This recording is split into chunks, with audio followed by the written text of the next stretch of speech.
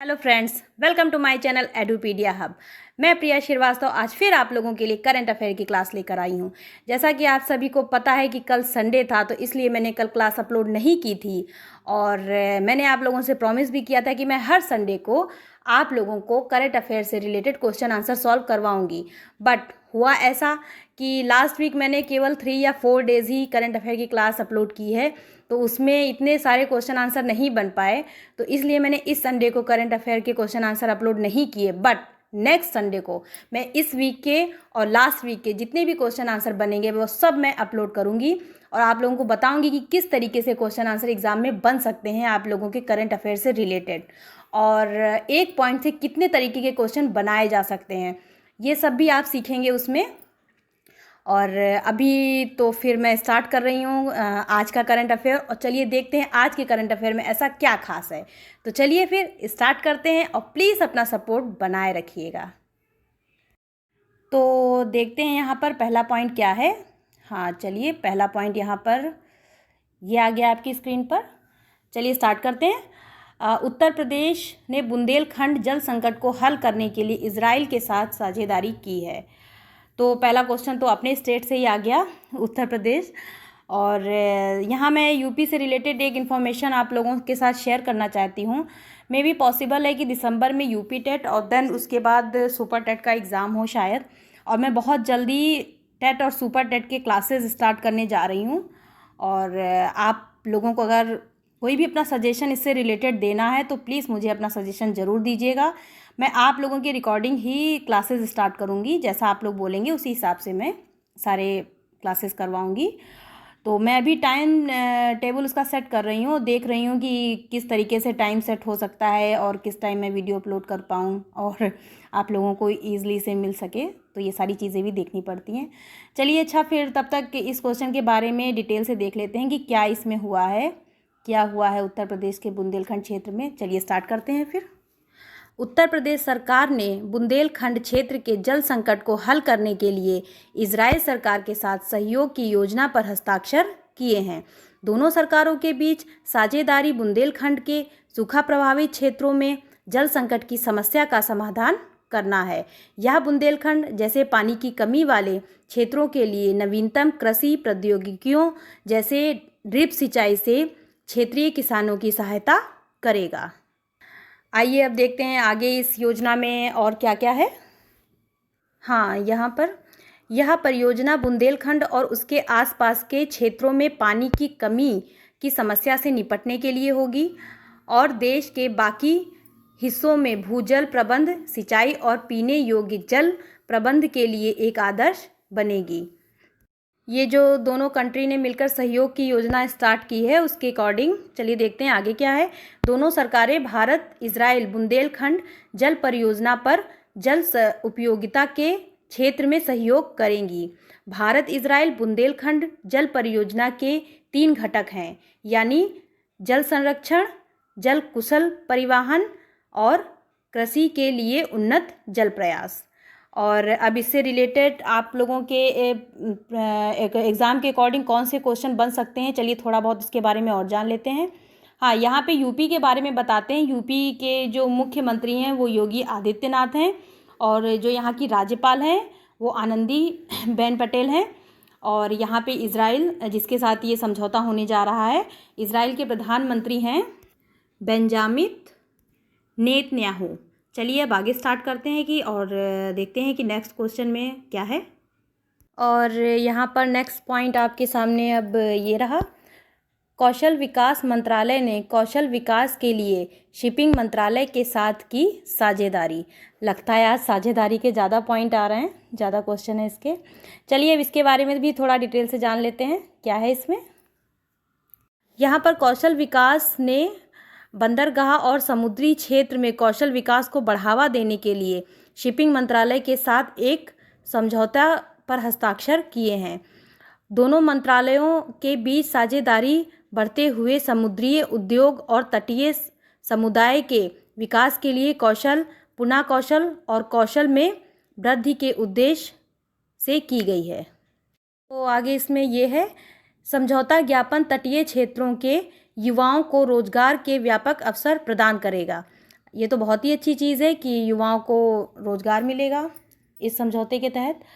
आगे इसमें है, यह शिपिंग मंत्रालय के सागरमाला कार्यक्रम के तहत तटीय समुद्री विकास को और मजबूत भी करेगा। इसके साथ यह बंदरगाहों के विकास के साथ साथ भारत के समुद्री क्षेत्र और विश्व स्तर पर कौशल जनशक्ति का पोषण करने की दिशा में काम भी करेगा। बहुत ही अच्छी योजना है जो भी ये स्टार्ट किया गया है। चलिए अब बढ़ते हैं नेक्स्ट पॉइंट की तरफ और स्टार्ट करते हैं। क्या है नेक्स्ट पॉइंट? हाँ, HSBC इंडिया ने लॉन्च किया ग्रीन डिपॉजिट प्रोग्राम। चलिए अब इसमें देखते हैं क्या है, डिटेल से इसको एक बार जान लेते हैं। चलिए स्टार्ट करते हैं फिर। HSBC इंडिया द्वारा ग्रीन डिपॉजिट प्रोग्राम शुरू किया गया है। इसमें ग्रीन डिपॉजिट प्रोग्राम को विशेष रूप से कॉर्पोरेट ग्राहकों के लिए लॉन्च किया गया है। इस कार्यक्रम के तहत बैंक डिपॉजिट का उपयोग ग्रीन पहल और पर्यावरण के अनुकूल परियोजनाओं के लिए किया जाएगा। HSBC इंडिया द्वारा शुरू की गई इस योजना में डिपॉजिट स्कीम अपने कॉर्पोरेट ग्राहकों को एक सामान्य बैंक डिपॉजिट के समान सुरक्षा के साथ साथ स्थिर और प्री एग्रीड रिटर्न भी प्रदान करेगा। आइए इसमें जानते हैं इसकी more detail. Green deposit programme के तहत डिपॉजिट जमा बचत जमाओं की तुलना में अधिक ब्याज के साथ एक टर्म डिपॉजिट के रूप में होगी।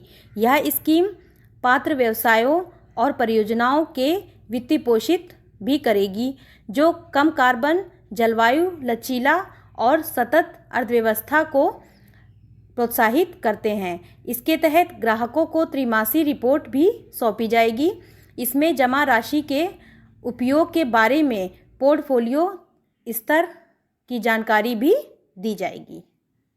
और फ्रेंड्स, आप मुझे प्लीज़ कमेंट करके ज़रूर बताइएगा कि आपको जो मैं इन्फॉर्मेशन देती हूँ आपको कैसे लगती है, और अगर आपको लगता है कि इसमें और इम्प्रूवमेंट करना चाहिए तो प्लीज़ मुझे अपने सजेशन ज़रूर दीजिएगा। चलिए अब बढ़ते हैं नेक्स्ट पॉइंट की तरफ और देखते हैं क्या है उसमें। तो यहाँ पर नेक्स्ट पॉइंट है, सरकार ने राष्ट्रीय खेल पुरस्कार 2020 का ऐलान कर दिया है। तो फ्रेंड्स, इस पर तो मैं काफ़ी डिटेल से एक वीडियो अपलोड करूँगी बहुत जल्द, और आपको मैं उसमें काफ़ी डिटेल से चीज़ें बताऊंगी, लेकिन तब भी थोड़ा बहुत यहाँ पर जान लेते हैं कि क्या है इसमें। राष्ट्रीय खेल पुरस्कार 2020 का अनाउंसमेंट हो गया है, और ये जो अवार्ड है ये खेलों में उत्कृष्टता को पहचानने और पुरस्कृत करने के लिए प्रत्येक वर्ष प्रदान किया जाता है। भारत सरकार ने न्यायमूर्ति सेवानिवृत्त मुकुंदकम शर्मा, सुप्रीम कोर्ट के पूर्व न्यायाधीश की अध्यक्षता वाली चयन समिति की सिफारिश के अनुसार राष्ट्रीय खेल पुरस्कार 2020 के विजेताओं की सूची जारी की है। यह पुरस्कार राष्ट्रपति द्वारा 29 अगस्त 2020 को राष्ट्रपति भवन के वर्चुअली मोड के माध्यम से विशेष रूप से आयोजित किया जाएगा। यह समारोह के दौरान पुरस्कार विजेताओं को प्रदान किया जाएगा, और ये 29 अगस्त को इसलिए रखा गया है क्योंकि 29 अगस्त को जो है राष्ट्रीय खेल दिवस मनाया जाता है, इसीलिए उस दिन ये अवार्ड दिया जाएगा। चलिए अब बढ़ते हैं नेक्स्ट पॉइंट की तरफ और देखते हैं उसमें क्या है। यहाँ मध्य प्रदेश में एक अभियान चलाया जा रहा है जिसका नाम है एक संकल्प बुजुर्गों के नाम। चलिए अब इसके बारे में डिटेल से जान लेते हैं कि क्या है इसमें। मध्य प्रदेश की छतरपुर पुलिस द्वारा राज्य में कोरोना महामारी के दौरान एक संकल्प बुजुर्गों के नाम एक अभियान चलाया जा रहा है।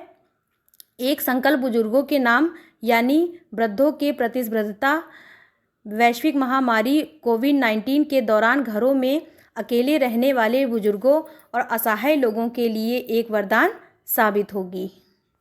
आइए देखते हैं इस अभियान में और क्या है। इस अभियान के तहत पुलिस द्वारा बुजुर्ग व्यक्तियों के भोजन से लेकर उनके स्वास्थ्य तक की देखभाल की जा रही है।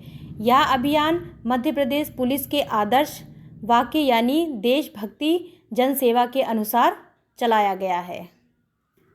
और यहाँ पर मध्य प्रदेश के मुख्यमंत्री शिवराज सिंह चौहान और यहाँ की राज्यपाल हैं आनंदीबेन पटेल।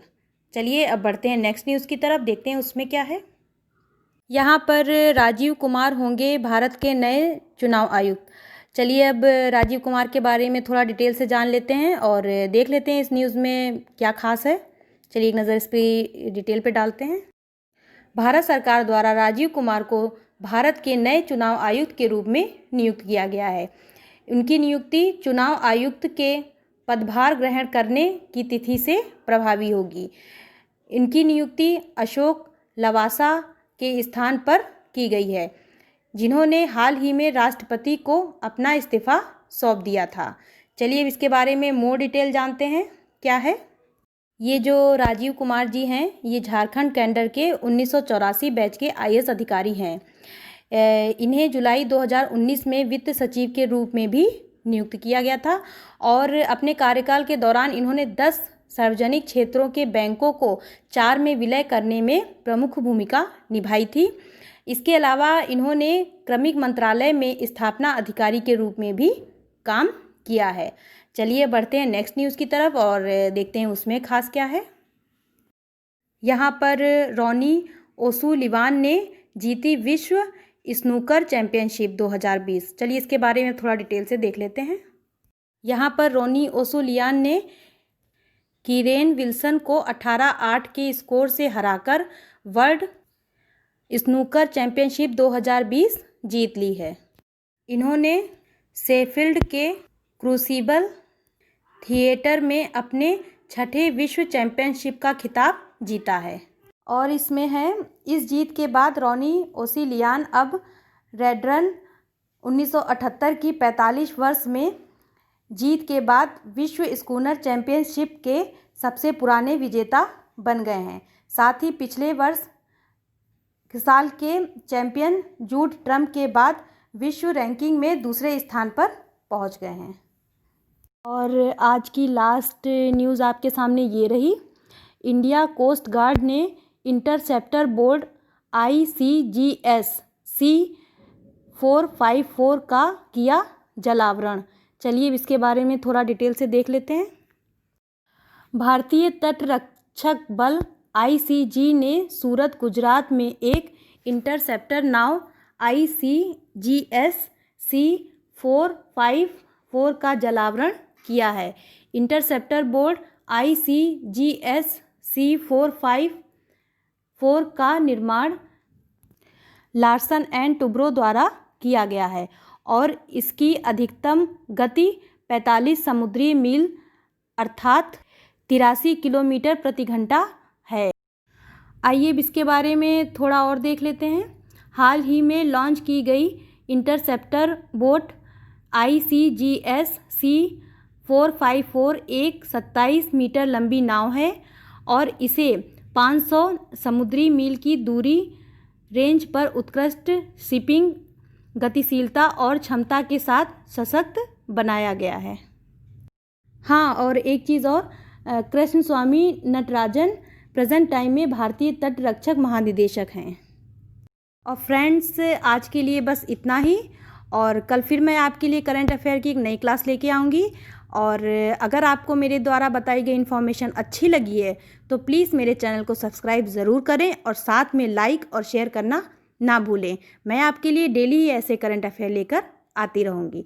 तब तक के लिए मुझे दीजिए इजाज़त और अपना और अपने घर वालों का ध्यान रखिए, खूब पढ़िए और अपने घर वालों का नाम रोशन करिए।